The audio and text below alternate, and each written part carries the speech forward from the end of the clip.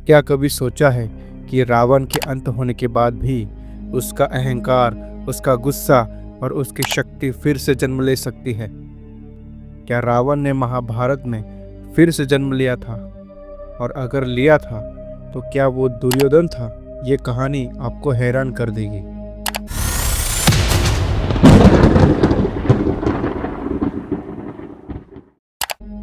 राम के हाथों रावण का अंत हुआ, लेकिन उसकी आत्मा शांत नहीं हुई। कहा जाता है कि जब रावण का वध हुआ तब उसने एक श्राप दिया, मैं फिर जन्म लूंगा और इस बार मेरा वध आसान नहीं होगा। ये श्राप केवल एक क्रोधी राजा की बात नहीं थी, बल्कि एक भविष्यवाणी थी। रावण का गर्व, उसकी बुद्धि और उसकी अपराजय इच्छा, ये सब समय के साथ फिर जन्म लेने वाले थे।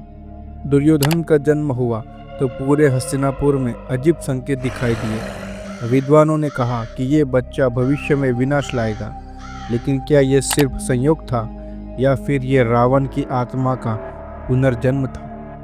रावण और दुर्योधन की कई समानताएं थी। अहंकार और सत्ता की भूख। रावण लंका का राजा था जिसे अपनी ताकत पर घमंड था। दुर्योधन को भी अपने साम्राज्य पर घमंड था और उसने पांडवों को वनवास देने में कोई दया नहीं दिखाई। अपने कुल की विनाशकारी लड़ाई।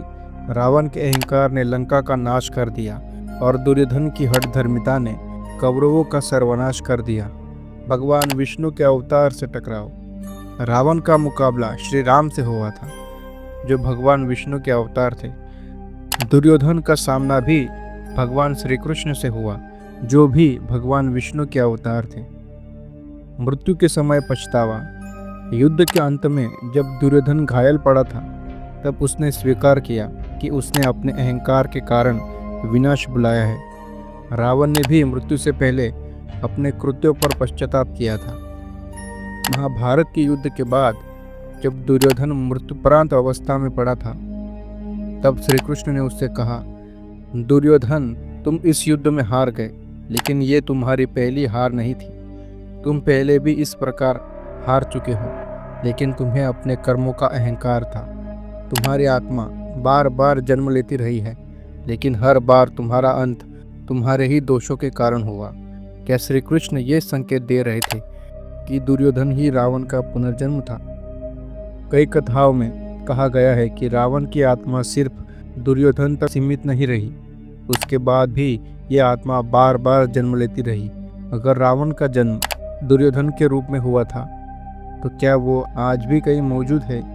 क्या रावण की आत्मा कभी शांति पाएगी या फिर ये चक्र अनंत काल तक चलता रहेगा? अगर आपको हमारी ये कहानी पसंद आई हो तो वीडियो को लाइक करें और चैनल को सब्सक्राइब करें। मिलते हैं अगली रहस्यमय कहानी में। धन्यवाद।